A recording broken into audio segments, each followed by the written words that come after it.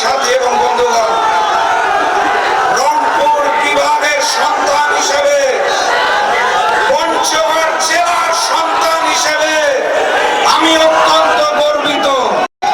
কারণ হচ্ছে বাংলাদেশের 8টি বিভাগের মধ্যে ভোটের জরিপে 8 দল সবচেয়ে বেশি এগিয়ে আছে রংপুর বিভাগে। এখন আমাদের করণীয় কি? 8 দল থেকে যে সকল প্রার্থী আপনাদের আসনে আসবে তার জন্য সকলে মিলে একসাথে কাজ করতে হবে ইনশাআল্লাহ। আমার এই বিভাগে 8টি জেলা আছে, 33টি আসন আছে।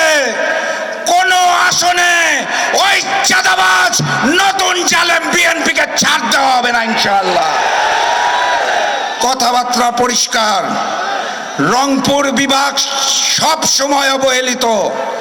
আমাদের এই বিভাগে উন্নত শিক্ষা ব্যবস্থা নাই, আমাদের এই বিভাগে উন্নত চিকিৎসা ব্যবস্থা নাই।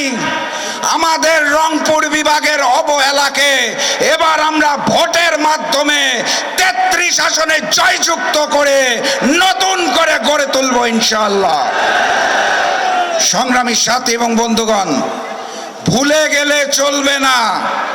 নতুন করে যারা জালিম হয়েছে, যারা চাঁদাবাজি রাজধানী করছে, তাদেরকে রুখে দিতে হবে। ওই বিএনপিকে লাল কার্ড দেখাতে হবে। যারা ইসলামী শরিয়াতে বিশ্বাস করে না তাদেরকে না বলতে হবে। গণভোটে হ্যাঁ বলতে হবে। গণভোটে হ্যাঁ বলো, 8 দলের প্রতীকে সিল মারো। গণভোটে হ্যাঁ বলো, 8 দলের প্রতীকে সিল মারো। আবারও দেখা হবে, আবারও কথা হবে আপনাদের এলাকার সন্তান হিসেবে।